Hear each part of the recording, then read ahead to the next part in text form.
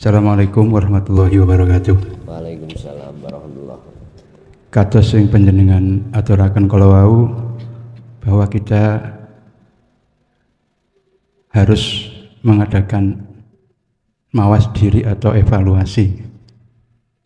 Terkait kali niku mungkin pertanyaan saya juga mewakili sebagian jamaah bahwa kami juga sedang mengikuti salah satu thariqah. Kalau saya evaluasi memang belum sampai saat ini belum ada tanda-tanda muncul untuk usul. Bahkan mungkin kalau toh muncul itu kadang muncul kadang enggak, bahkan sering enggak muncul. Nah, bagaimana kami harus bersikap dengan keadaan seperti ini?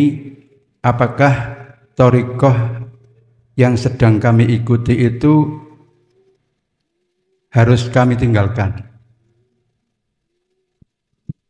Atau ada penjelasan dan saran dari panjenengan?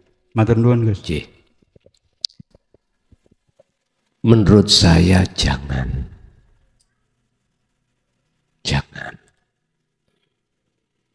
Apa zikir yang beliau ajarkan pada diri kita? Apakah jari, apakah sirri? Jenengan harus menyertakan. Niki motivasi saya. Fungsi daripada dzikir sirul asor yang muncul dari kalimat tauhid la ilaha illa anta subhanaka inni kuntu minadz zalimin. Ngeten Pak. Mungkin kalau boleh saya tulis.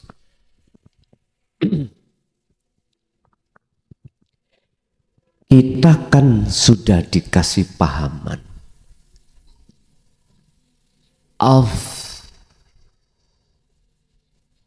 afdalul dzikri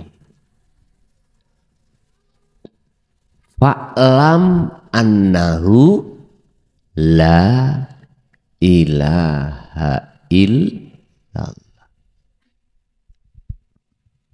Luwih utama-utamane dzikir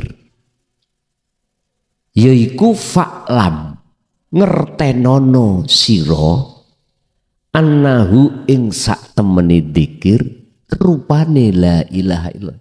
Artinya sebelum kita membaca dzikir kita harus paham maksudnya dzikir. Iki lho maksud kula. Mengapa saya katakan jangan ditinggalkan? Buka dalam surat Al-Insan 2526. Wadhkur isma rabbika. Isim, nama. Muhammad, sebutlah atas nama Tuhanmu. Berzikirlah kau dengan nama Tuhanmu. Iku nama. Kita kan secara dzikir jari kan nama. Allah, Allah, Allah. Nama ya.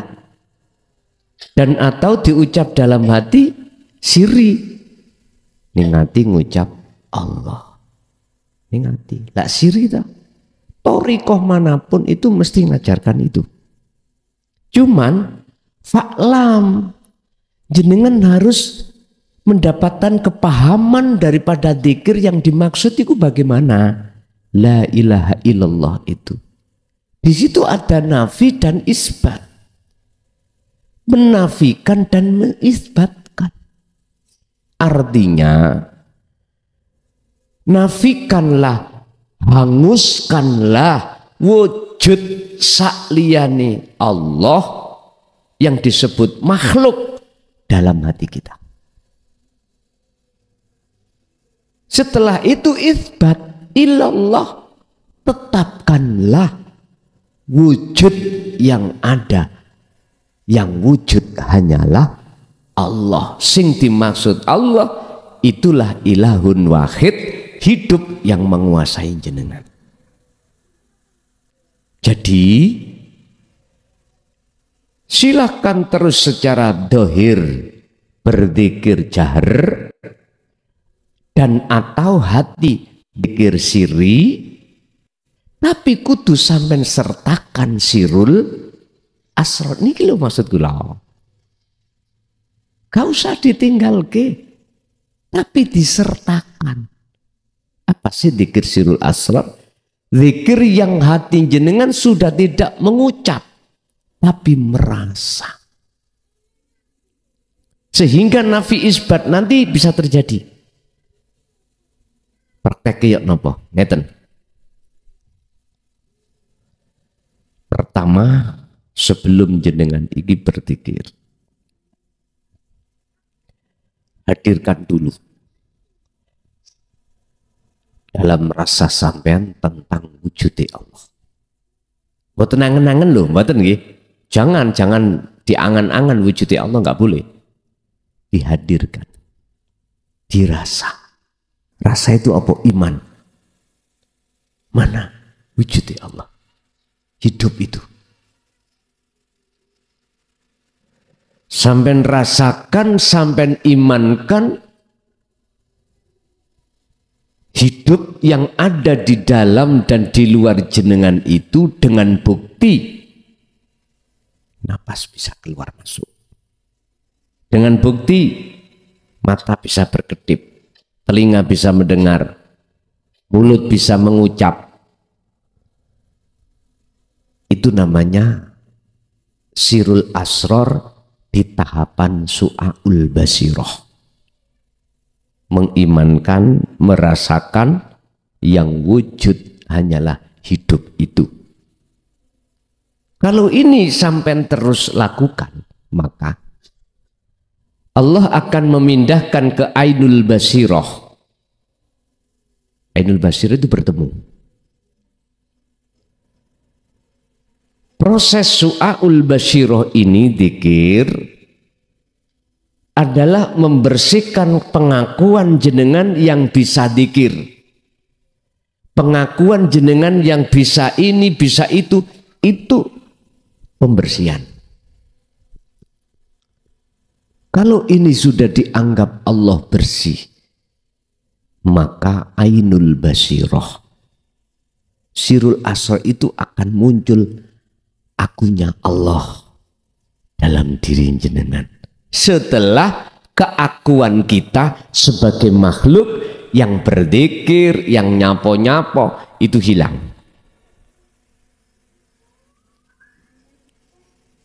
Barulah yang ketika hakul basiroh menyatakan, iki kalau di dalam jangan dikeluarkan di luar. Gini pernyataannya hakul basiroh. Ya sejatine aku iku wujude Allah.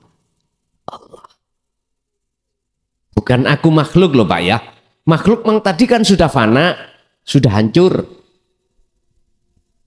Sehingga dijawab di dalam surat Toha ayat 14. Innani anallah la ilaha illa ana.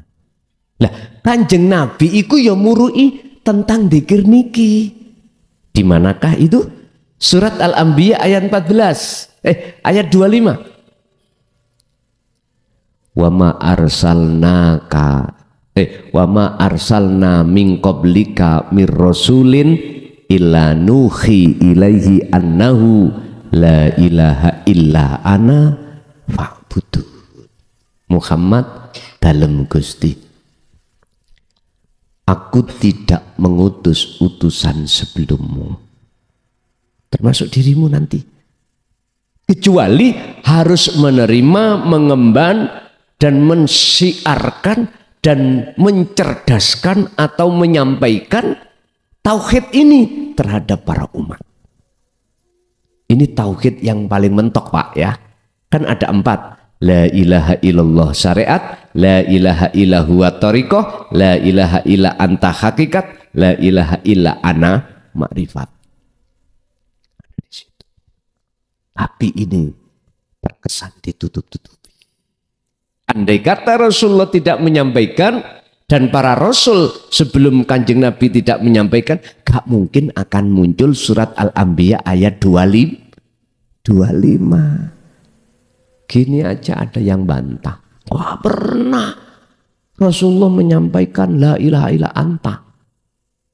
Kalau nggak pernah anta, la ilaha anta, itu Al-Anbiya 87 dibuka. Apalagi ana kemakrifatan, nggak pernah. Mohon maaf Pak, bukan aku mendebat enggak. Cuman saya beda berpikir. Kok umpama itu Rasulullah gak nyampaikan, gak mungkin akan muncul wahyu ini untuk disampaikan. Dan gak mungkin Al-Quran itu hanya untuk Kanjeng Nabi. Gak mungkin. Semua itu juga untuk tinggal kita bagaimana, mau apa enggak.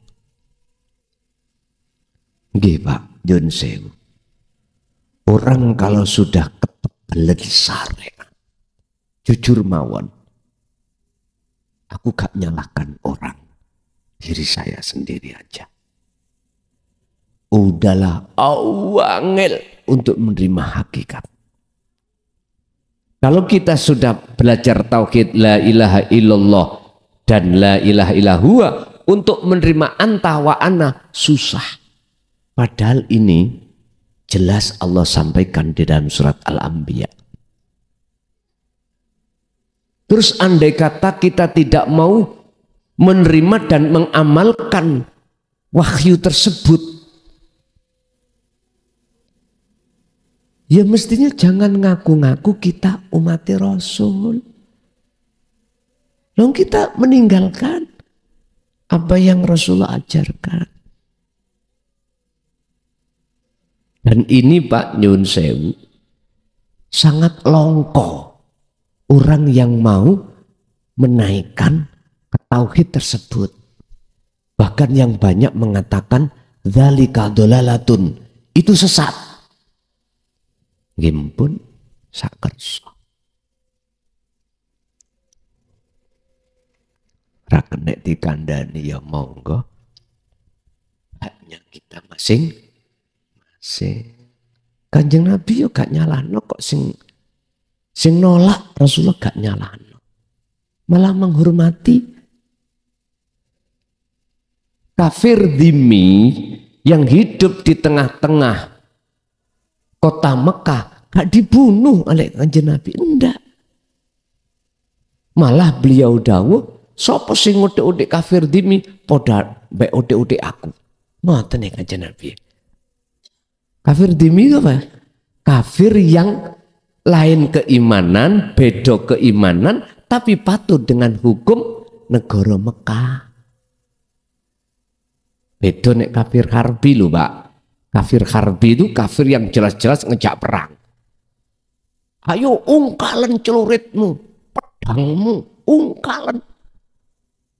Ayo kita bantai para PK. Ngoten toh. Pak Nyun Sewu, tahun 65 iki lho Pak, sing mateni wong Islam ya wong Islam dewe. Bahasa PKI Gestapo iku digawe kambing hitam. Berarti wong pribumi gelut ambek pribumi.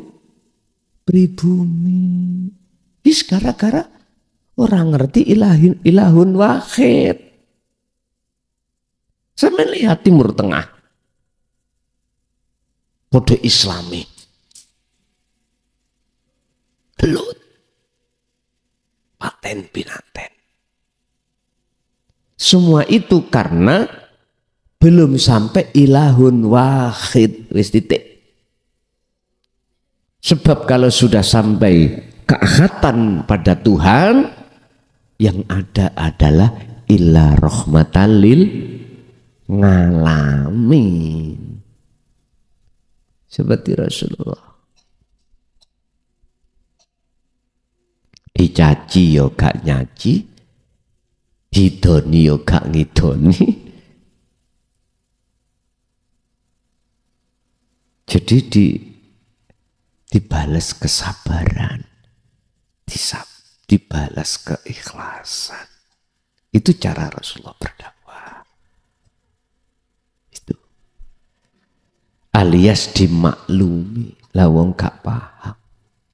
Laksana ada orang buta berjalan di tengah jalan, terus ada, mohon maaf, pohon ringin ditabrak Pak, tes, benjot.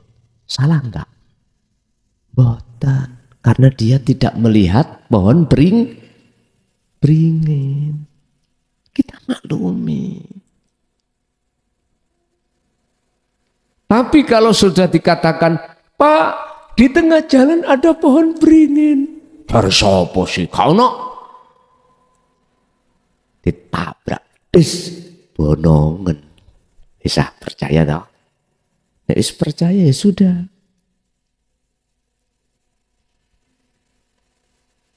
Bapak Ibu hadirin rahimakumullah.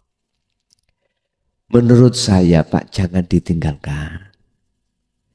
Tapi sertai dengan sirul asr. Caranya ngenten. Ketika jenengan berzikir jari atau sirri pun, hadirkan rasa dalam hati jenengan. Rasa itu apa? Iman. Ketika jenengan khususiyah ini, ada yang menggerakkan jenengan bisa khususiyah. Bukan kita yang berkhususiyah. Bukan kita yang bisa itu.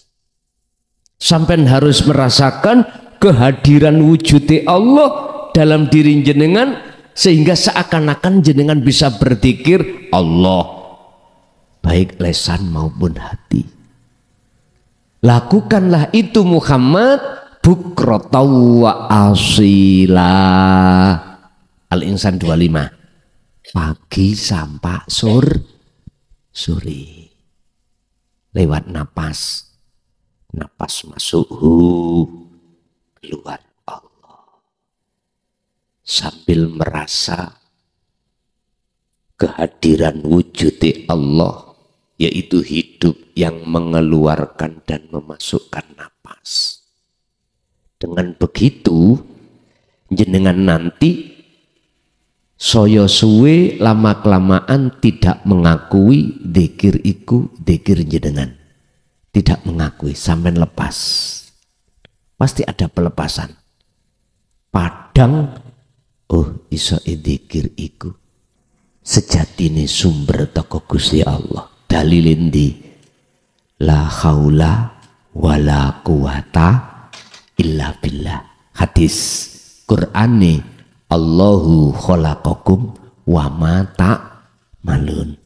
Allah yang menciptakan, Allah yang menggerakkan napas itu, wa ma ta'malun, dan apa yang muncul dalam diri makhluk, semua itu bersumber dari ilahun wahid, Tuhan yang maha suci, Tuhan yang maha esa, yang secara Islam disebut Allah subhanahu wa ta'ala. Pagi sampai sore. Wa minal laili fasjud lahu fasabbihu lailan tawilan. Malam yang panjang juga begitu Muhammad. Bersihkan hatimu dari pengakuan-pengakuan makhluk. Gambar-gambar makhluk hapusan, bersihkan. Dalam malam yang panjang. Ini Rasulullah. Jadi jangan ditinggalkan Pak. Mungguh jenengan yang sudah di situ lanjutkan, tapi sertai sirul asr. Tak jamin 40 dino 40 wengi mesti ono tondo-tondo usul nang Allah. Tadi di depan saya katakan, nanti jenengan gak gampang ngaku.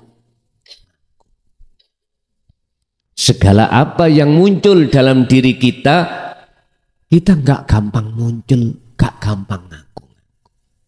Justru yusyahiduna annal fa'ila wallah ta'ala. Dalam hati kita akan muncul mencorong pengakuan, penetapan akunya Allah yang melakukan. Coba. Ini Quran lalu. Pagi sampai sore, malam juga begitu. Lakukan Muhammad. Kita nggak bisa melakukan setiap detik nafas seperti Rasulullah. Oke lah, sama mampu jenengan. Mesti ada perubahan, Pak. Bukan yang dikatakan makrifat sampai lungguh tek cahaya teko mak belak. Terus rupa malaikat ngawat. Bukan itu. Nur makrifat itu ora ngerti tekan parane ning ndi. Nek nurullah memang nggih, nek nur makrifat beda. Sing jelas umpama angsal kula cerita jenengan mlebu satu alam, tidak ada siapa-siapa, padang jinglang, tidak tahu datangnya nur makrifat datang kemana, dari mana, nggak tahu. Yang ada hati sampai tenang. Jenengan sudah tidak merasa jenengan. Akhirnya apa? Innani anallah. Kak musyrik Agus. Gusti Allah kok musyrik? Nek Gusti Allah dhewe ya. Gusti Allah gak tahu musyrik. Sing musyrik ku kita. Ngaku-ngaku sakliyane Allah itu ada. Ini le. La tusyrik billah. Syekh surat Luqman ayat 13. Ya bunayya la tusyrik billah. Inna syirka la dzulmun adzim. Anak putuku, jangan ada dalam hatimu selain wujudnya Allah. Termasuk dirimu. Sebab jikalau ada inna syirka, sak temane syirik yang seperti itu, ikulah dzulmun. Ndateake petengi hatimu al-adzim. Gampang. Ibaratnya ngomong dosa, mbak buyute dosa. Matalah. Nek gelap kulit. Ganti Bu ada? Bapak sampun 3, sekarang Ibu.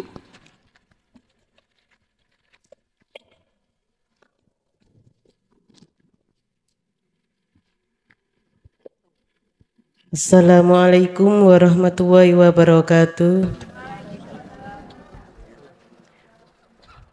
Badhe nderek tanglet, yok nopo salatipun tiang sakit, sing boten purun sakit alasanipun awake najis kabeh. Lah nggih lek sakite niku sedinten rong dinten lah bertahun-tahun niku gantine yok nopo? Terima kasih.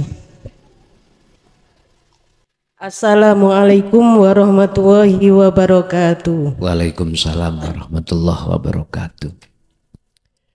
Kalau yang dimaksud sholat secara syariah itu ada tatanan ilmu fikih, ya, jasmani. Ada tatanan nih, jasmani sholati, wujudi sholat syariat itu dalam ilmu fikih ada. Gini Bu, saiki ngomong fikih dulu. Jasad, nanti ngomong roh, hakikat. Sebagian kil ulama oleh karena kita sakit gak iso obat, baik dari sisi pakaian kita nggak bisa ganti baju karena sakit. Kalau ada keluarga untuk mengganti, alhamdulillah harus diganti. Terus mau kita itu pipis, ya kalau ada keluarga untuk pipis itu bisa. Katakan ini gak belas. Hidup sendiri di dalam rumah, gak bisa apa-apa, baju ini najis kabeh, terus bagaimana sholatnya? dengan berbaring. Wudunya bagaimana? Kalau mampu tayamum, di tembok-tembok gede-gede. Terus bajunya bagaimana? Kalau jenengan gak iso salin yang suci, ya gak apa-apa itu dipakai. Gak ada yang dimintai tolong. Jangankan gerak Gus tayamum, kari kedip-kedip tok. Uripe kari mripate tok. Yo isyara kedip-kedip. Allah. Ini ngomong jasad lo ya. Jadi ketika saat berdiri baca apa, hati cukup membaca Fatihah. Kedip, rukuk kedip, membaca apa. Kalau lesan bisa ngucap lesan, kalau nggak bisa lesan hati. Misale, ini belawas gak iso. Ketip ya wis gak iso. Wis cara wong nganggep mati. Pertanyaannya, jenengan koma apa ndak? Nek koma berarti bigori aklin. Bigori aklin berarti wong iku gak wajib sholat. Wong gendeng iku miturut hukum syariat gak wajib sholat. Ngomong jasmani lho nggih. Kita ngomong bab masalah sholat jasmani. Atau bigori aklin. Iki gak wajib. Wis, iki sebetulnya bukan bagian saya. Bagian saya sholat ruhaniyah. Piye? Kembali lagi pada aqimus sholat. Hati jenengan harus inni wajjahtu wajhiya, terus kuhadapkan wajah ruhku kepada wajah Allah. Caranya dengan dzikir sirul asrar. Itulah dikron kathiron. Sejatine dzikir iku eling. Sejatine eling iku sadar. Kalau kita makhluk tidak wujud, sadar jenengan kalau saya makhluk gak wujud, ya iki dzikir. Akhirnya ya sadar, bukan saya yang ngaji, bukan saya yang ngomong, bukan saya yang sholat, bukan saya yang dzikir, bukan saya yang bahasa mau macam. Yo inilah sejatine dzikir. Makanya mengapa dalam Al-Ahzab itu sudah mengatakan dikron, sudah mengatakan tentang fi'il amar udhkurullah. Mengapa dikasih dikron sebagai faedah tauhid mutlak? Lawan dikir sejatine dikir kathiron turkang akeh. Wahai orang-orang yang beriman, ingatlah pada Allah dengan sejatine eling, dengan sebenar-benarnya ingat, kathiron turkang akeh. Ya ada di situ. Dikir bahasa Arab, Jawane eling, istilahnya sadar pak ning ati kita. Kalau kita makhluk itu tidak wujud. Kalau makhluk itu nggak punya kudrat, irodah, ilmu, hayat, sama, basor, kalam, nggak punya. Nggak punya daya upaya, nggak punya kekuatan. Kesadaran hati ada di situ, muncul mesti kesadaran akunya Allah. Itulah yang dimaksud dzikir. Itulah sholat hakikatnya. Ini kuau. Ya iki aqimus sholat. Makanya di dalam surat Toha ayat 14 itu aqimis sholat lidzikri. Bahkan akim lho, gak ono sing fa'ala atau wujud, nggak ada. Aqimis sholat, tegakkanlah sholat, lidzikri, semata-mata untuk mengingat ingsun.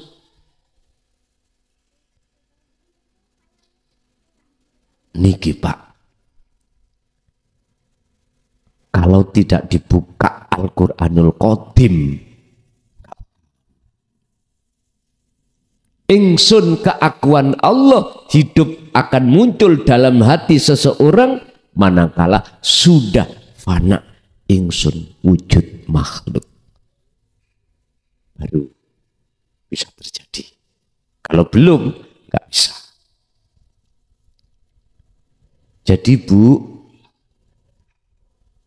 tinggal kita itu menjawab dari sholat kacamata syariat apa hakikat. Kalau kacamata syariat wis gak isok beluas, berarti kok ada yang menyauri. Terserah kafarot jenengan dengan apa namanya, dengan uang, apa yang diputuskan di dalam fikih dengan apa, atau ahli warisnya nyauri, dan boleh bisa jenengan nyauri lewat ahli waris berapa waktu itu mengkodok, dan atau Anda jenengan mengeluarkan harta benda untuk fakir miskin dengan hitungan sak waktu itu berapa, itu ada. Kalau jenengan itu memang sudah tergolong ora iso opo terserah. Sama dengan poso lah, Ramadan secara syariat gak kuat, ada caranya untuk jenengan iki ganti posone dengan memberikan makan berapa puluh orang dalam satu hari. Ada aturannya. Itu bukan wilayah saya. Wilayah saya tentang sholat secara hakikat. Begitu. Oke.